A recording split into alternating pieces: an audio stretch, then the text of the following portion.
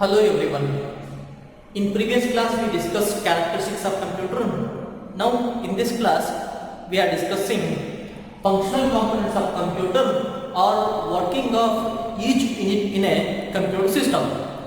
The main functional components are classified into three different components in a computer system. Those are input unit, CPU and output unit. How these units are coordinated to generate and useful information that can be simply visualized using this block diagram of computer or a functional component of computer. Functional component of computer ಅಥವಾ block diagram of computer ಅಂತಂದ್ರೆ ನಾವು computer ನ ಮೂರು main component ಆಗಿ classify ಮಾಡ್ತೀವಿ. ಒಂದು input unit, CPU, output unit.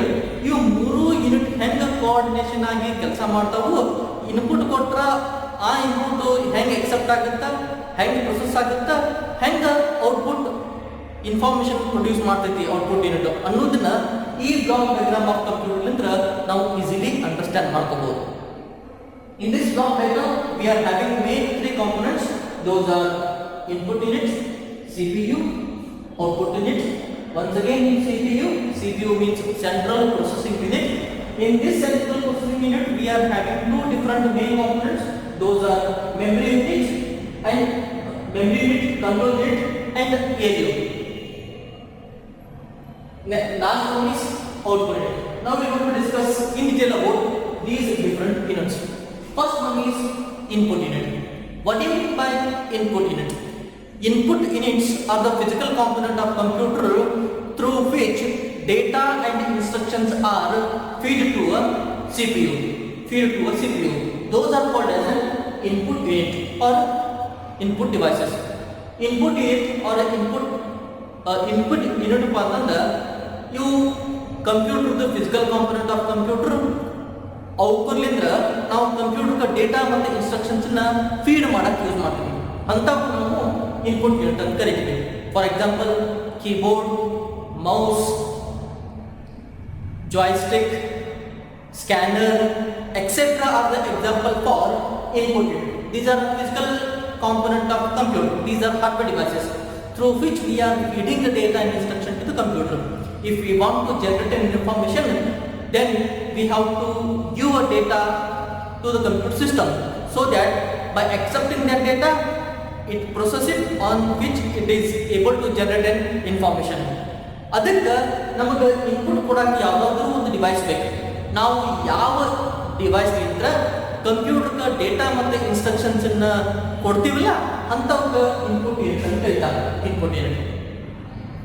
Once we feed the data and instruction to the computer, it is sent to a CPU, central processing unit. Whatever the data, whatever the instruction, which is directly go to the control unit.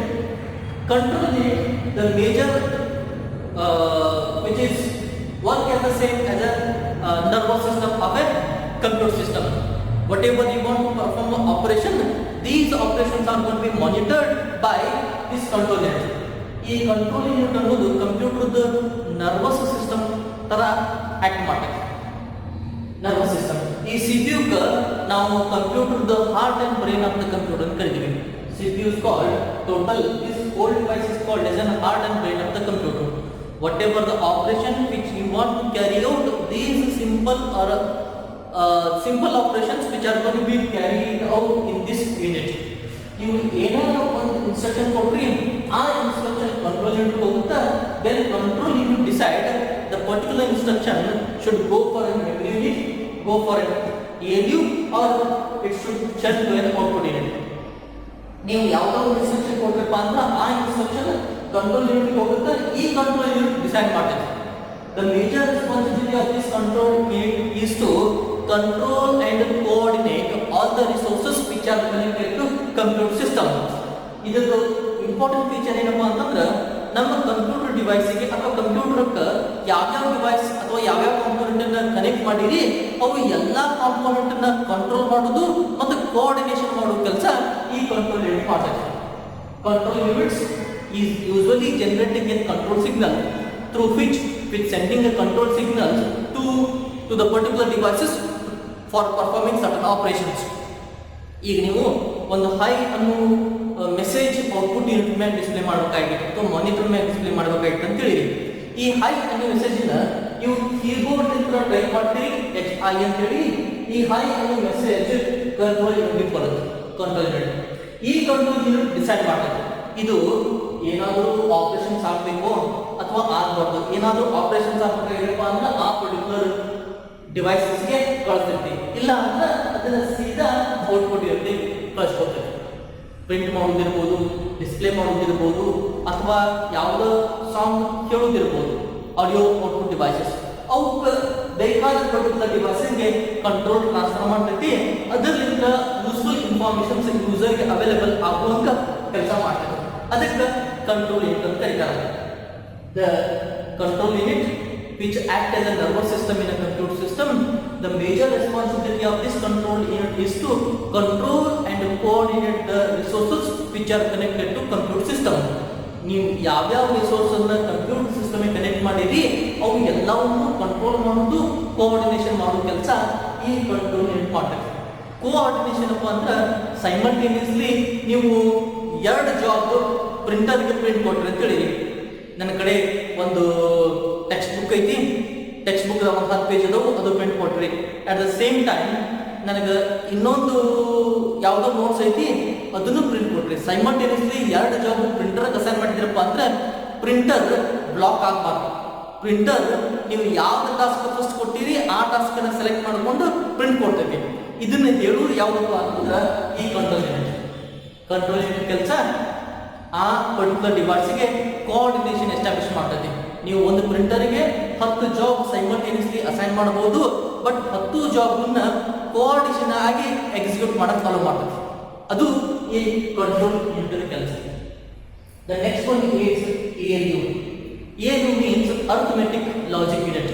Arithmetic logic unit means if we fed in any arithmetic and logical expression or instruction to the computer, those are going to be manipulated with this ALU unit. Arithmetic logic ಏನಪ್ಪ ಅಂದ್ರೆ ನಾವು ನಮ್ಮ computer ಸಿಸ್ಟಮ್ಗೆ ಯಾವುದಾದ್ರೂ arithmetic ಅಥವಾ logical instructions ಅನ್ನ ಕೊಟ್ವಿ, ಅದನ್ನ ಮ್ಯಾನಿಪುಲೇಷನ್ ಮಾಡೋ ಕೆಲಸ ಈ ALU ಮಾಡ್ತದೆ. ನೀವು ಯಾವುದೋ ಮ್ಯಾಥಮೆಟಿಕಲ್ ಎಕ್ಸ್ಪ್ರೆಷನ್ ಕೊಟ್ರಿ, ಈ ಮ್ಯಾಥಮೆಟಿಕಲ್ ಎಕ್ಸ್ಪ್ರೆಷನ್ಸ್ ಅನ್ನ ಮ್ಯಾನಿಪುಲೇಟ್ ಮಾಡೋದು ಈ ALU.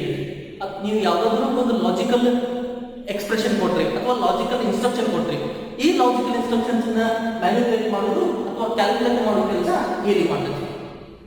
ಈ ALU ಕ್ಯಾಲ್ಕುಲೇಟ್ ಮಾಡಿ ಕಂಟ್ರೋಲ್ ಯೂನಿಟ್ ಕೊಡ್ತೈತಿ. ಕಂಟ್ರೋಲ್ ಯೂನಿಟ್ ಅದನ್ನ ಡಿಸೈಡ್ ಮಾಡ್ತೈತಿ, ಮಾಡಬೇಕು ಮಾಡಬಾರ್ದು, ಅದನ್ನ ಆ ಕಂಟ್ರೋಲ್ ಸಿಗ್ನಲ್ಸ್ ಅನ್ನ ಪರ್ಟಿಕ್ಯುಲರ್ ಡಿವೈಸ್ಗೆ ಕಳಿಸಬೇಕು ಕಳಿಸಬಾರ್ದು ಅನ್ನೋದು ಆಮೇಲೆ ಈ ಕಂಟ್ರೋಲ್ ಯೂನಿಟ್ ಟ್ರಾನ್ಸ್ಫರ್ ಮಾಡ್ತೈತಿ. ಅದಕ್ಕೆ ALU ಅಂತ ಕರೀತಾರೆ, arithmetic logic unit. Arithmetic logic unit means which is responsible for performing arithmetic and logical operations. ಇದರ ಮೇನ್ ಇಂಪಾರ್ಟೆಂಟ್ ಕೆಲಸ ಏನಪ್ಪಾ ಅಂದ್ರೆ ಅರಿಥಮೆಟಿಕ್ ಮತ್ತು ಲಾಜಿಕಲ್ ಎಕ್ಸ್ಪ್ರೆಷನ್ಸ್ ನ ಅಥವಾ ಲಾಜಿಕಲ್ ಇನ್ಸ್ಟ್ರಕ್ಷನ್ಸ್ ನ ಕ್ಯಾಲ್ಕುಲೇಟ್ ಮಾಡೋದು ಅಥವಾ ಮ್ಯಾನಿಪುಲೇಟ್ ಮಾಡೋ ಕೆಲಸ ಈ ALU ಮಾಡ್ತದೆ. ALU. In the next, within this CPU, we are having a secondary memory. It is called as a memory. While we discussing an characteristics of computer, we discussed the memory unit. Why memory is so important? If we want to store temporarily or permanently, we are having two different types. Memory unit is a storage space provided by a computer system so that we are able to store certain data and instructions in a computer system. These can be achieved using two different types of memory. Those are primary memory and secondary memory. Now memory ಅನ್ನೋದನ್ನ characteristics of computer discuss ಮಾಡುವಂತ discuss ಮಾಡಿದ್ವಿ. Memory ಅನ್ನೋದು computer ನಮಗೆ provide ಮಾಡುವ future ನಮಗೆ ಯಾವುದಾದ್ರೂ ಒಂದು data ಮತ್ತು ಇನ್ಸ್ಟ್ರಕ್ಷನ್ಸ್ ಅನ್ನ ಟೆಂಪರರಿ ಅಥವಾ ಪರ್ಮನೆಂಟ್ಲಿ ಸ್ಟೋರ್ ಮಾಡಬೇಕಪ್ಪ ಅಂತಂದ್ರೆ ನಮಗೆ ಫೆಸಿಲಿಟಿ ಪ್ರೊವೈಡ್ ಮಾಡ್ತೇವೆ. ಅದನ್ನ ನಾವು ಸ್ಟೋರೇಜ್ ಯೂನಿಟ್ ಅಥವಾ ಮೆಮರಿ ಅಂತ ಕರಿತೀವಿ. ಈ ಸ್ಟೋರೇಜ್ ಯೂನಿಟ್ ಒಳಗೆ ನಾವು ಎರಡು ಇಂಪಾರ್ಟೆಂಟ್ ಟೈಪ್ ಆಫ್ ಮೆಮರಿ ಬರ್ತವು. ಒಂದು ಪ್ರೈಮರಿ ಮೆಮರಿ, ಇನ್ನೊಂದು ಸೆಕೆಂಡರಿ ಮೆಮರಿ. ಪ್ರೈಮರಿ ಮೆಮರಿ ಅಂದ್ರೆ ಯೂಶುವಲಿ ರ್ಯಾಮ್, ನಾವು ಹೋದ ಕ್ಲಾಸ್ನಲ್ಲಿ ಡಿಸ್ಕಸ್ ಮಾಡಿದ್ವಿ. ಇನ್ನೊಂದು secondary memory. Primary memory means it is a temporary memory. If for a time being, if I am going to performing certain operation, I am not yet stored those data and instructions in a computer system. Now those are temporarily stored in this primary memory. Whatever the operations which you are currently carrying at the computer, those are stored in primary memory. Once you that those data instructions are useful in future, then you want to save them in a permanent memory, then they are going to be transferred to the secondary memory. It is temporary memory, it is permanent memory.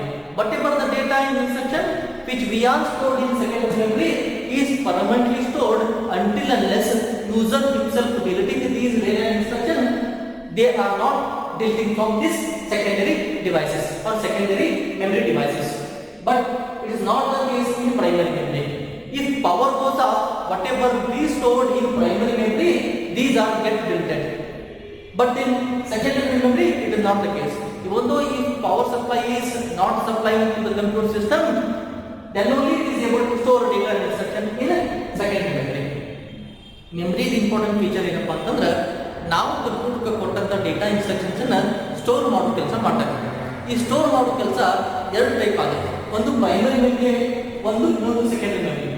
Primary memory ಅಂತಂದ್ರೆ ನಾವು computer ಒಳಗೆ currently ಏನು work ಮಾಡ್ತಿರ್ತೀವಿ ಆ data instructions ನ store ಮಾಡ್ಕೊಳ್ಳೋಕೆ ಈ primary memory use ಮಾಡ್ತೀವಿ.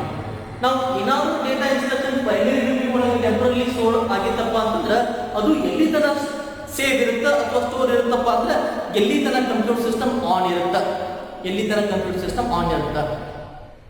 Suddenly computer power supply cut ಆಗ್ತಪ್ಪ ಅಂತಂದ್ರೆ ನಾವು ಏನೇನು ವರ್ಕ್ ಮಾಡ್ತಿರ್ತೀವಿ ಅದು ಡೇಟಾ ಎಲ್ಲ ಲಾಸ್ ಆಗುತ್ತೆ. ಯಾಕಂದ್ರೆ ಅದು ಎಲ್ಲ ಪ್ರೈಮರಿ ಮೆಮರಿ ಒಳಗೆ ಸ್ಟೋರ್ ಆಗಿರುತ್ತೆ. ಅದರ್ ಡೇಟಾ ನೀವು ಸೇವ್ ಮಾಡಿದ್ರೆ ಅಂತ ಹೇಳಿ ಸೇವ್ ಮಾಡಿದ್ರಪ್ಪ ಅಂದ್ರೆ ಆ ಡೇಟಾ ಪ್ರೈಮರಿ ಮೆಮರಿ ಇದ್ರೆ ಸೆಕೆಂಡರಿ ಮೆಮರಿ ಒಳಗೆ ಹೋಗಿ ಸ್ಟೋರ್ ಆಗಿರ್ತದೆ. ನೀವು ಯಾವಾಗ ಡೇಟಾ ಸೆಕೆಂಡರಿ ಮೆಮರಿ ಒಳಗೆ ಸ್ಟೋರ್ ಮಾಡ್ತೀರಿ ಅದು ಪರ್ಮನೆಂಟ್ಲಿ ಸ್ಟೋರ್ ಆಗಿರ್ತದೆ. ನೀವು ಕಂಪ್ಯೂಟರ್ಗೆ ಪವರ್ ಸಪ್ಲೈ ಮಾಡ್ತಿರ್ಬೋದು ಅಥವಾ ಮಾಡ್ತಾ ಇರ್ಬೋದು, ಅದಾಗಿರೋ ಸದ್ಯಕ್ಕೆ ಅದು ಕಂಪ್ಯೂಟರ್ ಸಿಸ್ಟಮ್ ಒಳಗೆ ಸ್ಟೋರ್ ಮಾಡಿಕೊಂಡಿರ್ತೈತಿ. ಅದಕ್ಕೆ ಸೆಕೆಂಡರಿ ಮೆಮರಿ ಅಂತ ಹೇಳ್ತಾರೆ. ಫಾರ್ ಎಕ್ಸಾಂಪಲ್, ನೀವು ಕಂಪ್ಯೂಟರ್ MS ಅಪ್ಲಿಕೇಶನ್ ವರ್ಕ್ ಮಾಡಿದ್ರಪ್ಪ ಅಂತಂದ್ರೆ ನೀವು ಒಂದು 10 ಪೇಜ್ ಟೈಪ್ ಮಾಡಾಕಿದ್ದೀರಿ ಅಂತ ಹೇಳಿದ್ರೆ ಒಂದು 10 ಪೇಜ್ ಟೈಪ್ ಮಾಡಿರಿ. 10 ಪೇಜ್ ಟೈಪ್ ಮಾಡಿರಿ, ನಿಮ್ಮ ಕಂಪ್ಯೂಟರ್ ಸಿಸ್ಟಮ್ಗೆ UPS ಬ್ಯಾಕಪ್ ಇಲ್ಲ. ನೀವು 11ನೇ ಪೇಜ್ ಟೈಪ್ ಮಾಡಕ್ಕೆ ಸ್ಟಾರ್ಟ್ ಮಾಡಿದ್ರಿ, ಸಡನ್ಲಿ ಕಂಪ್ಯೂಟರ್ ಪವರ್ ಕಟ್ ಆಗ್ತದೆ, ಕಂಪ್ಯೂಟರ್ ಆಫ್ ಆಗಪ್ಪ ಅಂತಂದ್ರೆ ನೀವು 10 ಪೇಜ್ ಏನು ಬರುತ್ತಿಲ್ಲ ಆ ಡೇಟಾ ಎಲ್ಲ ಲಾಸ್ ಆಗುತ್ತೆ. ಎದಕ್ಕಪ್ಪ ಅಂದ್ರೆ ಅದು ಟೆಂಪರರಿ ಪ್ರೈಮರಿ ಮೆಮರಿ ಒಳಗೆ ಸ್ಟೋರ್ ಆಗಿರ್ತದೆ. ಅದನ್ನ ನೀವು ಕಂಟ್ರೋಲ್ ಎಸ್ ಅಥವಾ ಸೇವ್ ಅಂತ ಪ್ರೆಸ್ ಮಾಡಿದ್ಯಪ್ಪ ಅಂದ್ರೆ ಅದು ಪರ್ಮನೆಂಟ್ಲಿ ಸೆಕೆಂಡರಿ ಮೆಮರಿ ಒಳಗೆ ಸ್ಟೋರ್ ಆಗಿರ್ತದೆ. ನೀವು 11ನೇ ಪೇಜ್ ಟೈಪ್ ಮಾಡಕ್ಕೆ ಸ್ಟಾರ್ಟ್ ಮಾಡಿದ್ರಿ, ಅಲ್ಲಿ ತನಕ ಸೇವ್ ಮಾಡಿದ್ರಿ, in between current power supply disconnect ಆತಪ್ಪ ಅಂತಂದ್ರೆ ಪವರ್ ಸಪ್ಲೈ ಬಂದ ಮೇಲೆ ನೀವು ಓಪನ್ ಮಾಡಿದ್ರಿ, ಸೆಕೆಂಡರಿ ಸ್ಟೋರೇಜ್ ಒಳಗೆ ಓಪನ್ ಮಾಡಿದ್ರಿ, ಸೆಕೆಂಡರಿ ಸ್ಟೋರ್ ಮಾಡಿದ್ದಿತ್ತಪ್ಪ ಅಂದ್ರೆ ನೀವು ಅದನ್ನು ಓಪನ್ ಮಾಡಿ ನೆಕ್ಸ್ಟ್ ಪೇಜ್ನಿಂದ ಅಥವಾ 11th ಪೇಜ್ನಿಂದ ಕಂಟಿನ್ಯೂ ಮಾಡ್ಬೋದು ಪಿಕ್ ಮಾಡಕ್ಕೆ. ಬಟ್ ಅದು ಟೆಂಪರರಿ ಮೆಮರಿ ಒಳಗಿತ್ತಪ್ಪ ಅಂತಂದ್ರೆ ಅದು ನಮಗೆ ಸಿಗುತ್ತಿಲ್ಲ. ಅದರ ಒಳಗೆ ಸ್ಟೋರ್ ಮಾಡಿದ ಡೇಟಾ ಇನ್ಸ್ಟ್ರಕ್ಷನ್ಸ್ ಪರ್ಮನೆಂಟ್ಲಿ ಲಾಸ್ ಆಗ್ತಾವೆ. ಇದು ಸೆಕೆಂಡರಿ ಮೆಮರಿಗೆ ಮತ್ತು ಪ್ರೈಮರಿ ಮೆಮರಿಗೆ ಇರೋ ಡಿಫ್ರೆನ್ಸ್. ನೀವು ಏನೋ ವರ್ಕ್ ಮಾಡಿ ಇನಿಷಿಯಲಿ ಅದು ಪ್ರೈಮರಿ ಮೆಮರಿ ಒಳಗಿರುತ್ತೆ, ನೀವು ಅದನ್ನು ಪರ್ಮನೆಂಟ್ಲಿ ಸ್ಟೋರ್ ಮಾಡ್ಬೇಕಂದ್ರೆ ಮಾತ್ರ ಅದು ಸೆಕೆಂಡರಿ ಮೆಮರಿಗೆ ಟ್ರಾನ್ಸ್ಫರ್ ಆಗುತ್ತೆ. ಸೆಕೆಂಡರಿ ಮೆಮರಿಗೆ last one is output unit. Output units are also a physical component of the computer through which we are getting a useful information. Those are called as an output unit. These are also a physical component of the computer through which we are going to be getting a useful information. Those are called as an output unit. Example: printer, monitor, speaker are the few examples for output unit. Output unit nu computer ಒಂದು physical component. ನಾವು ಯಾವ physical component ಇಂದ useful information ಪಡ್ಕೊಂತೀವಿ ಅವು ಎಲ್ಲವೂ output ಅಂತ ಕರೀತೀವಿ. Monitor ಐತೆ, ನಾವು ಏನೋ ಟೈಪ್ ಮಾಡಿದ ಇನ್ಫಾರ್ಮೇಶನ್ಸ್ ಮಾನಿಟರ್ ಮೇಲೆ ಡಿಸ್ಪ್ಲೇ ಆಗುತ್ತೆ. ಅಥವಾ ನಾವು ಯಾವುದೋ ಒಂದು ವಿಡಿಯೋ ಪ್ಲೇ ಮಾಡಿದ್ವಿ, ವಿಡಿಯೋ ಇನ್ಫಾರ್ಮೇಶನ್ಸ್ ನೋಡ್ಬೋದು. ಅಥವಾ ನಾವು ಯಾವುದೋ ಆಡಿಯೋ ಪ್ಲೇ ಮಾಡಿದ್ವಿ, ಆಡಿಯೋ ಇನ್ಫಾರ್ಮೇಶನ್ಸ್ ಸ್ಪೀಕರ್ ಇದ್ರೆ ಕೇಳ್ಬೋದು. ಇವು ಎಲ್ಲವೂ ಔಟ್ಪುಟ್ ಅಂತ ಕರೀತಾರೆ, output. In this data I am using two different colors. Those are data flow, control flow. You need to remember how the data and control flow in this diagram. Control unit primary memory send ಮಾಡ್ತೀವಿ, primary memory data store ಆಗಿರ್ತೈತಿ. ಈ data secondary ಮೆಮರಿಗೆ ಹೋಗಬೇಕು decide ಮಾಡ್ತಾರೆ. ನೀವು permanently store ಮಾಡ್ಬೇಕಂದ್ರೆ secondary ಮೆಮರಿಗೆ ಹೋಗುತ್ತಾ, ಬೇಡ ಅಂತಂದ್ರೆ ಕಂಟ್ರೋಲ್ ಮೆಮರಿ ಬರುತ್ತೆ. ಆಫ್ಟರ್ ದಟ್ ನಿಮ್ಗೆ ಆ ಇನ್ಫಾರ್ಮೇಶನ್ಸ್ ಯಾವುದೋ ಒಂದು ಔಟ್ಪುಟ್ ಯೂನಿಟ್ಲಿಂದ ಬೇಕಾಗಿತ್ತಪ್ಪ ಅಂತಂದ್ರೆ ಅದು ವಾಪಸ್ ಔಟ್ಪುಟ್ ಇರ್ತದೆ.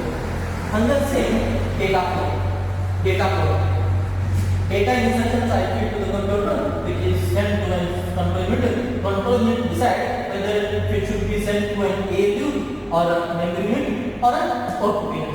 It is how the data is flowing, data as well as control is flowing in the computer. It's called as a functional component of controller. How these components means input device, CPU, output device are working in a computer system. Okay, now in this class I will stop here. In next class I am going to be discussing with the next concept. Thank you.